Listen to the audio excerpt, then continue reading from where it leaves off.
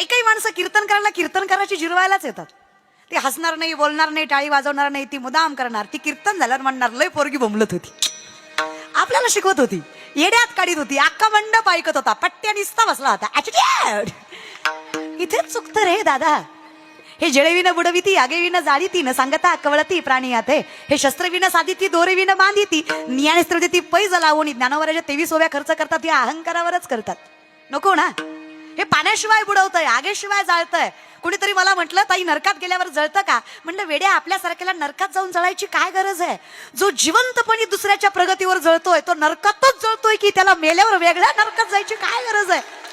आपल्यासारख्यानं फार नरक बिरक विचार करायचा नाही. आपण ऑलरेडी नरकात आहे, आपण ऑलरेडी फार जळतोय.